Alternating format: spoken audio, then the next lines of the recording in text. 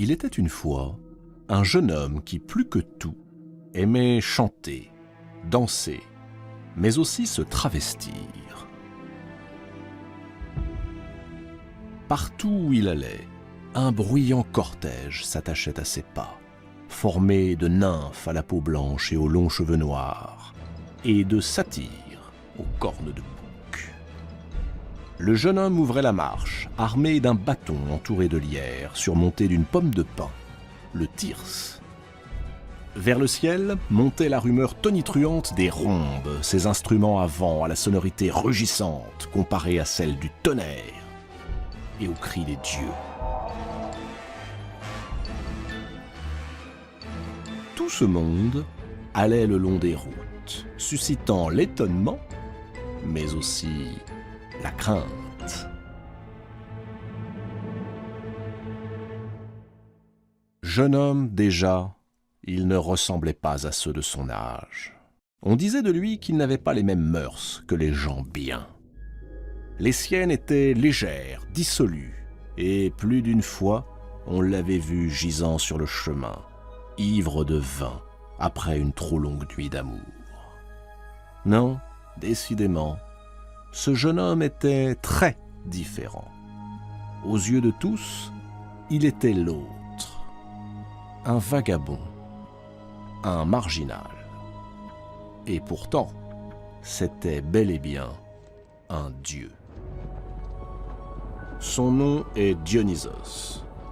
On le surnomme aussi le bruyant ou le rugissant à cause de l'effroyable vacarme qui accompagna sa naissance. Sa naissance. Elle est encore dans tous les esprits. Zeus, dont on connaît l'appétit pour les conquêtes féminines, est tombé sous le charme d'une jeune princesse, la princesse de Thèbes, Sémélé. Pour obtenir ses faveurs, Zeus a pris l'apparence d'un mortel. Cette apparence est la seule qui rend la vue des dieux supportable aux humains. Si par malheur, il venait à enfreindre cette règle, les conséquences seraient terribles. C'est ainsi que, sous les traits d'un homme ordinaire, Zeus vit le parfait amour avec Sémélé. Le problème, c'est que Zeus est marié. Son épouse, Héra, est non seulement la reine du ciel et de l'Olympe, mais aussi la déesse protectrice du mariage.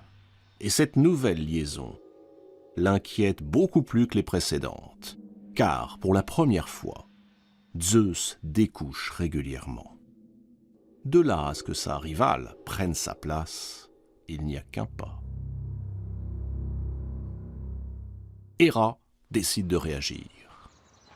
Elle prend l'apparence de la nourrice de Sémélé, une vieille femme qui a toute sa confiance et se rend chez la princesse, déjà enceinte de 6 mois. « Méfie-toi, lui lance-t-elle. Je suis convaincu que ton amant n'est pas Zeus, mais un vulgaire imposteur. Si tu veux en avoir le cœur net, exige de lui qu'il se montre à toi en souverain des dieux et maître de la foudre, comme il le fait lorsqu'il est parmi les dieux. » Sémélé est troublé. Et si sa nourrice disait vrai? Lorsque Zeus vient lui rendre visite, elle lui demande de se montrer à elle tel qu'il est réellement. Zeus est épouvanté. Il sait trop le danger que cela représente pour sa bien-aimée. Il refuse. Sémélé insiste, lui rappelle qu'il a juré par le Styx qu'il ferait tout ce qu'elle demandera. Or, si quelqu'un jure par le Styx, ce serment devient inviolable. Le dieu qui manquerait à sa parole serait purement et simplement exilé de l'Olympe. Sémélé supplie. Zeus résiste. « Très bien, menace Sémélé. Puisque c'est ainsi, tu n'auras plus accès à ma couche. » Alors, Zeus capitule. Sous le regard interloqué de son amoureuse, il se révèle sous la forme du tonnerre, dans une splendeur foudroyante. Et c'est le drame. le palais tout entier s'embrase. Mais aussi la pauvre Sémélé qui a tout juste le temps d'accoucher avant de mourir, dévorée par les flammes.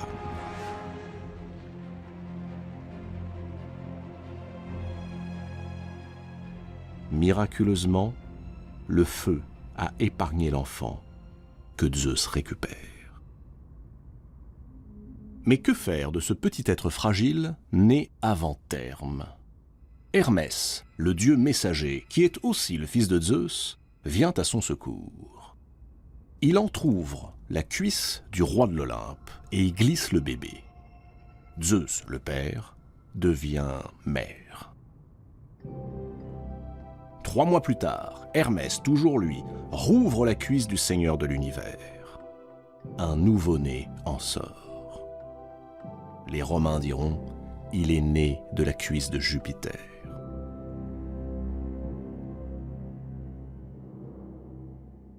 Dionysos est ainsi né 2 fois, du ventre de Sémélé et de la cuisse de Zeus. Et sa seconde naissance est indiscutablement celle d'un dieu. Sans tarder, son père le confie à Ino, la sœur de Sémélé, en espérant qu'il grandira en sécurité auprès d'elle. Il lui prescrit de revêtir l'enfant de vêtements féminins pour que Héra ne le reconnaisse pas. Malheureusement, Héra veille. Si Zeus s'imagine s'en tirer à si bon compte, il se trompe. Poursuivant sa vengeance, l'épouse trahie frappe Ino et son mari de démence. Elle s'apprête à faire de même avec le petit Dionysos, mais, in extremis, Zeus réussit à soustraire l'enfant. Une nouvelle fois, il le confie à Hermès et lui ordonne de l'emmener sur le mont Nysa, une région montagneuse au bout du monde. Le jeune Dionysos est accueilli par les nymphes, divinités bienfaisantes. Elles deviennent pour lui de véritables mères de substitution. Elles lui offrent généreusement leur sein. Auprès d'elles, Dionysos grandit.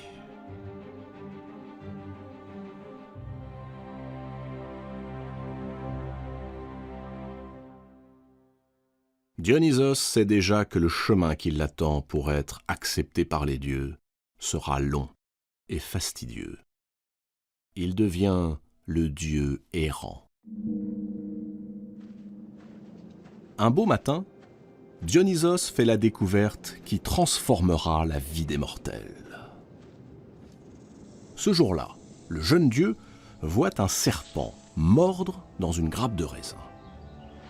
À son tour, il saisit la grappe, la presse entre ses doigts, observe avec étonnement le liquide qui s'écoule. L'idée de la culture de la vigne et l'art d'en tirer du vin viennent de germer dans la tête de Dionysos. Il décide alors de parcourir le monde pour l'enseigner aux hommes.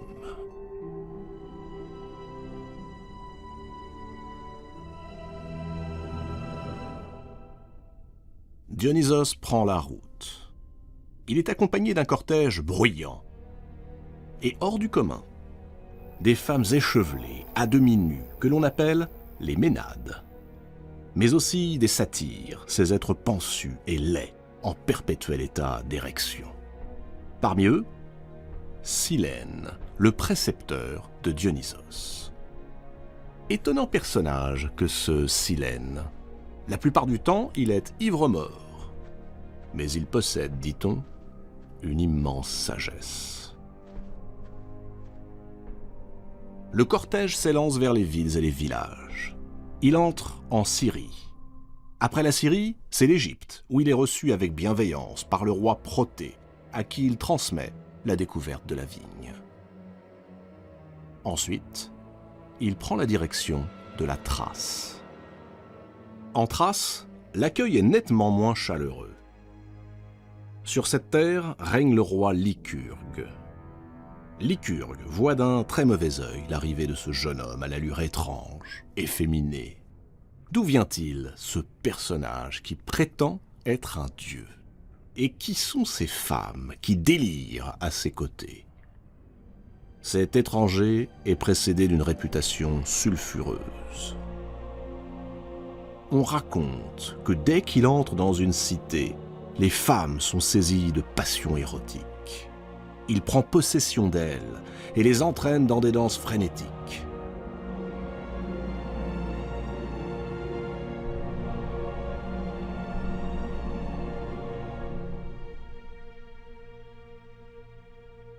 Tout ceci inquiète le roi au plus haut point. Lycurgue fait immédiatement arrêter les Ménades, les jette en prison et se lance à la poursuite de Dionysos. Affolé, le jeune dieu prend ses jambes à son cou. Parvenu au bord de l'océan, poursuivi, il n'a d'autre choix que de se jeter à l'eau. Dionysos va mourir noyé, disparaître à jamais. Heureusement, Thétis, la déesse de la mer, est là. Thétis l'apaise, le réconforte et le cache dans les profondeurs marines. Dionysos est humilié. Jamais personne ne l'avait traité de la sorte. Il en a perdu jusqu'au courage de retourner affronter Lycurgue. Alors, sa grand-mère, Rhéa, décide de venir à son secours. Rhéa libère les Ménades et jette un sort à Lycurgue. Le roi est pris de démence. Il se rue sur son propre fils et le tue à coups de hache. Puis il découpe son cadavre en morceaux. Dionysos, pour le punir, rend le sol de Thrace à jamais stérile. Il annonce que cette stérilité ne cessera que si Lycurgue est mis à mort. Sans le moindre état d'âme, les habitants de Thrace conduisent Lycurgue sur le mont Pangée, l'attachent à des chevaux sauvages et l'écartèlent.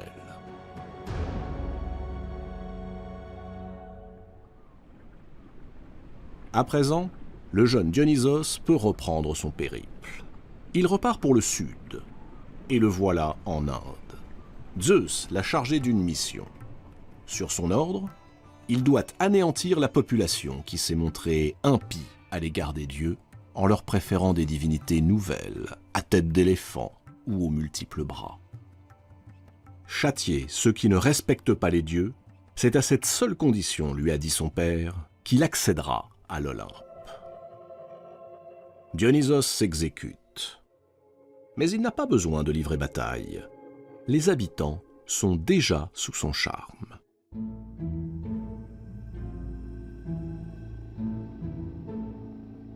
Son arrivée donne lieu partout à de fastueux défilés où il se présente debout, dans un char orné de pampres et de lierres tirés par des panthères, accompagné par ses fidèles Ménades et ses satyres. Il parcourt les cités dans un tourbillon de cris, de chants et de danses, au son des flûtes et des tambourins.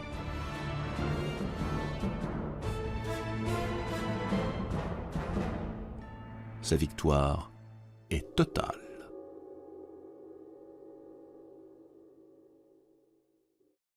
Mais le voyage de Dionysos n'est pas encore achevé.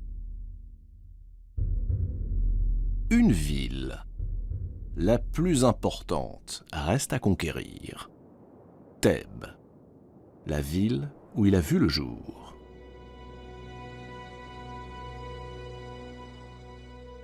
La tâche qui l'attend paraît bien compliquée. Il sait qu'il sera vu à la fois comme l'étranger et l'autochtone, le même et l'autre.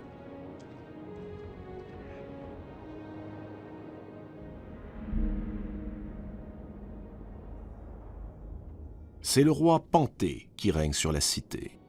Panthée représente l'ordre, la norme, et cette norme ne peut en aucun cas être perturbée. Quand il voit ces femmes qui évoluent dans un état extatique autour de Dionysos, à moitié nues et délirantes, Panthée est profondément choqué.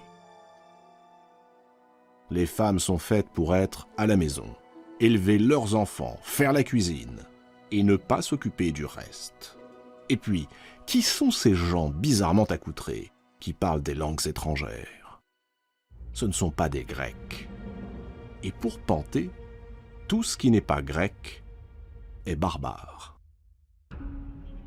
À peine Dionysos a-t-il franchi les murailles de Thèbes qu'il fait le récit de sa naissance et révèle à qui veut l'entendre qu'il est le fils de Zeus, un dieu. Éclat de rire du roi, de son épouse et du peuple. Quoi? Ce misérable mendiant qu'accompagnent ces barbares débraillés, le fils du roi de l'Olympe? Les propres tantes de Dionysos, les sœurs de Sémélé, sont d'ailleurs les premières à crier à l'imposture. Jamais elles n'ont voulu croire que leur sœur Sémélé ait pu séduire Zeus. Au contraire, elles ont fait courir le bruit que Sémélé, pour ne pas révéler le nom de celui qui l'avait mise enceinte, avait prétendu être aimé de Zeus, et que ce dernier l'avait foudroyé pour la punir de cette vantardise. On chasse de Thèbes le malheureux Dionysos comme un lépreux, à coups de pierre et de flèches. Il court se réfugier dans les bois du mont Cithéron, qui domine Thèbes. Là, il s'assit sur un rocher et enfouit sa tête entre ses mains. Il n'y a qu'au-delà des mers, en Orient, ailleurs, qu'on l'a adoré et considéré comme un dieu. Pourquoi Thèbes, la cité de sa mère, refuse-t-elle de l'accueillir?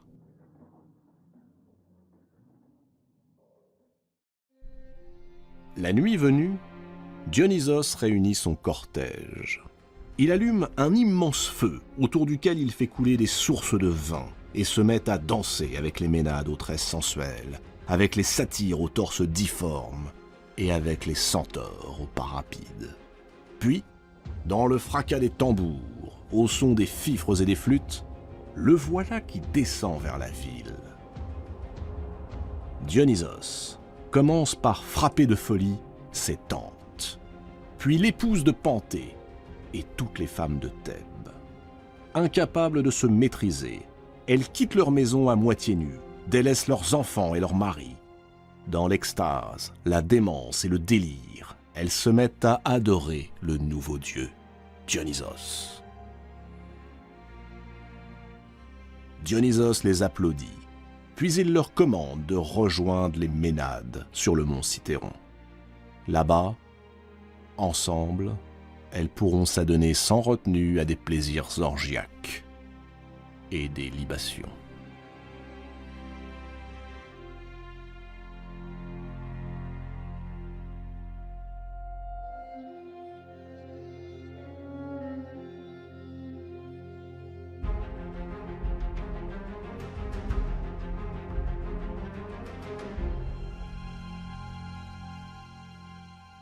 Mais la vengeance de Dionysos n'est pas encore totale.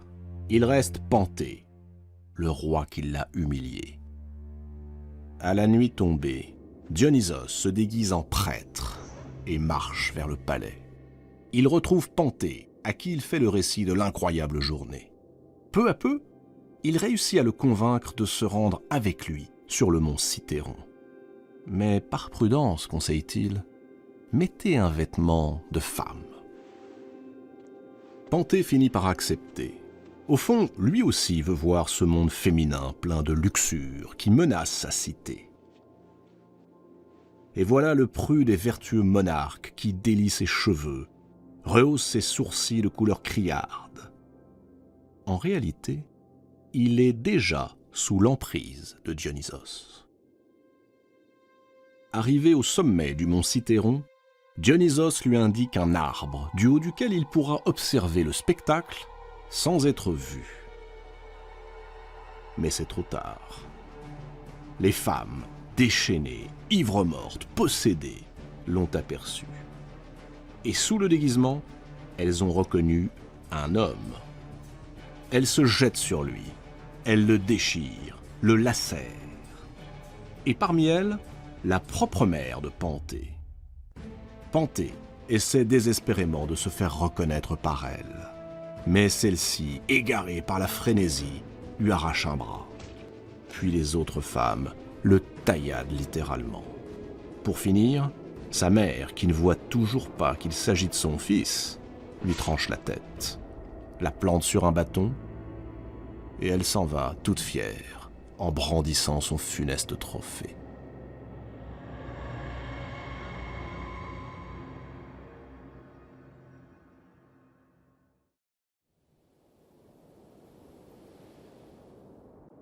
Quand les femmes de Thèbes recouvrent leurs esprits et reviennent dans leur cité, Dionysos les attend.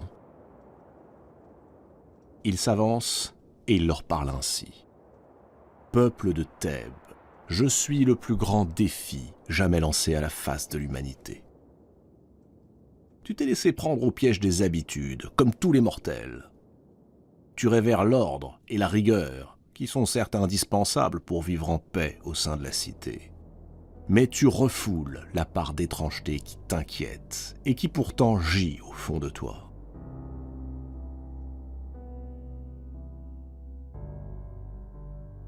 Moi, je suis l'autre, l'étranger, le différent. Et je suis venu te révéler cette part obscure qui est en toi. Si tu la rejettes, comme tu m'as rejeté hors de tes murs, alors tu seras perdu, comme fut perdu l'orgueilleux Panthée, ton roi.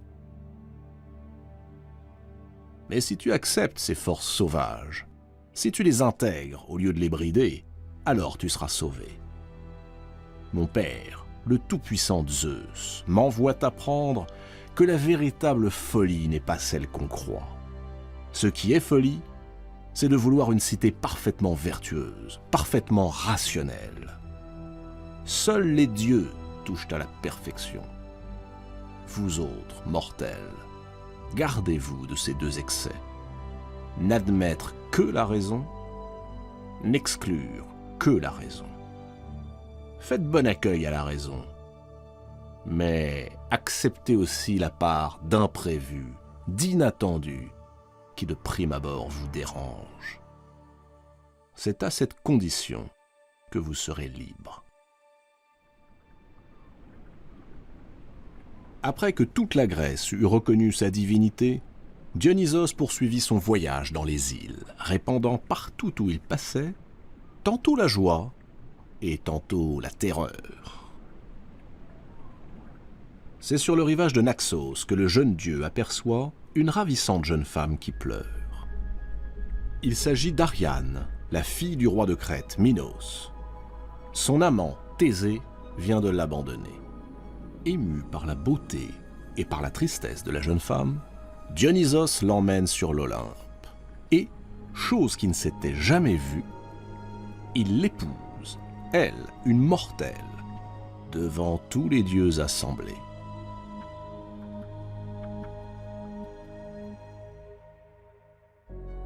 La puissance du fils de Zeus est désormais reconnue par tous.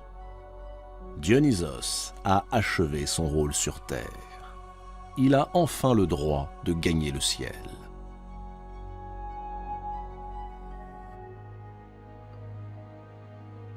Dionysos, le bâtard de Thèbes, l'étranger dans la ville, a dû batailler dur pour imposer sa divinité.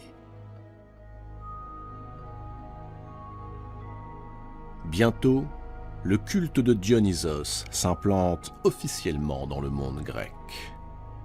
Au printemps et à l'automne, les cités organisent de grandes réjouissances populaires. Elles donnent naissance à une forme essentielle de l'art grec, le théâtre. Peu à peu, les poèmes prennent la forme de pièces que l'on joue dans des lieux consacrés aux dieux. Ce sont les fameux théâtres antiques. On déclame des vers qui racontent la vie de Dionysos et ses exploits, ou ceux des autres grands héros de la mythologie. On se travestit, on porte des masques, on danse, on boit. Lors de rituels clandestins, les adeptes de Dionysos, voulant se confondre avec lui, consomment la chair d'un animal sacrifié, le corps du dieu, et boivent une coupe de vin, le sang du dieu.